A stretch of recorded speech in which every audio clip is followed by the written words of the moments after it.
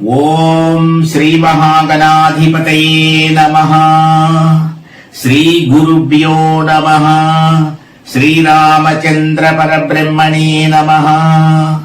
మాతృదేవో భవ, పితృదేవో భవ, ఆచార్య దేవో భవ. ఆగస్టు 12వ తేదీ ఆషాఢ అమావాస్య రోజున సంపూర్ణ సూర్యగ్రహణం గురించి చాలా మంది సందేహాలు వ్యక్తం చేస్తున్నందున వారి కోరికపై ఒక ప్రత్యేక వీడియోను పర్సా టీవీ అందిస్తోంది. భారతదేశంలో సంపూర్ణ సూర్యగ్రహణానికి సంబంధించిన ఎలాంటి దృశ్యాలు కనిపించవు కాబట్టి సాధారణంగా గ్రహణ సమయాల్లో పాటించే ఎలాంటి నియమ నిబంధనలు పాటించనవసరం లేదని, ఏ విధమైన ఆందోళన చెందవలసిన అవసరం లేదని అనేక మంది పండితులు ఇప్పటికే తెలియచేశారు. అంతరిక్షంలో అప్పుడప్పుడు గ్రహణాలు ఏర్పడుతుంటాయి.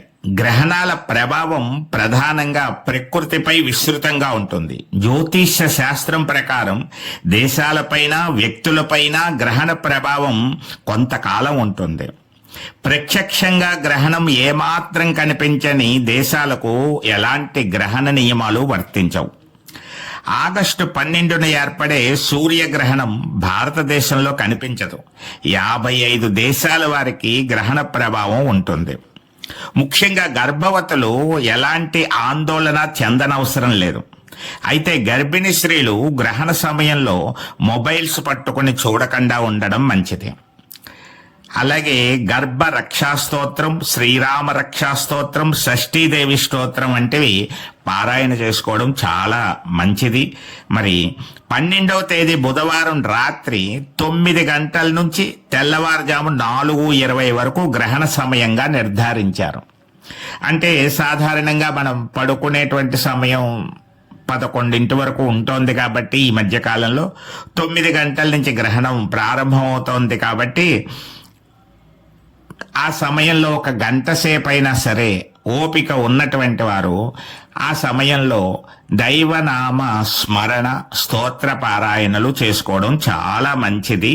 ఎందుకంటే గ్రహణం సమయం చాలా విలువైనటువంటిది, చాలా శక్తి కలిగినటువంటిది అని చెప్పుకోవచ్చు. అందువల్ల మంత్రోపదేశం తీసుకున్నటువంటి వాళ్ళందరికీ ఆ మంత్ర జపం అధిక ఫలితాన్ని, మామూలు సమయాల్లో ఓం నమ శివాయ అని ఒకసారి అంటే గ్రహణ సమయంలో 1000 సార్లు అన్న ఫలితం లభిస్తుంది. అందువల్ల మంత్ర జపం తీసుకున్న వాళ్ళు తప్పనిసరిగా ఈ సమయాన్ని సద్వినియోగం చేసుకోవాలి. అవకాశం ఉన్నటువంటి వారందరూ కూడా ఆ సమయాన్ని సద్వినియోగం చేసుకొని వారికి ఇవ్వబడినటువంటి మంత్రజపం విశేషంగా చేసుకోవడం చాలా మంచిది. మామూలు వాళ్ళు ఏ మంత్రజపం చెయ్యకపోయినా నామజపం, శ్రీరామ జయ రామ జయ జయ రామ, ఓం నమ శివాయ, హరే రామ రామ రామ హరే హరే, హరే కృష్ణ కృష్ణ కృష్ణ హరే హరే, ఇలాంటి నామజపాన్ని కూడా విశేషంగా ఎంతసేపు అయినా చేసుకుంటే అంత మంచిది. కాబట్టి ఏదైనా స్తోత్ర పారాయణలు, లలితా సహస్రనామ స్తోత్రము, రామరక్షా స్తోత్రం వంటివి పారాయణ చేసుకోవడం కూడా చాలా మంచిది. కాబట్టి ఆ సమయాన్ని సద్వినియోగం చేసుకోవాల్సిందిగా కోరుతున్నాం. మరి సింహ, కన్యా, వృషభ, మకర రాశుల వారికి ఈ గ్రహణ ప్రభావం కొంచెం అధికంగా ఉంటుంది అని చెప్పబడుతోంది. అంటే గ్రహణం మనకి కనపడకపోయినప్పటికీ దాని ప్రభావం ఉండేటువంటి అవకాశంగా కొంతమంది పండితులు చెప్తున్నారు. కాబట్టి ఈ 4 రాశుల వాళ్ళు తప్పనిసరిగా దైవనామస్మరణ చేసుకున్నట్లయితే 1 గంట సేపు అయినా ఆ గ్రహణ సమయంలో ఆ దోషం కూడా తీవ్రత అంతా తగ్గిపోతుంది. ఎలాంటి ఆందోళన చెందనవసరం లేదు.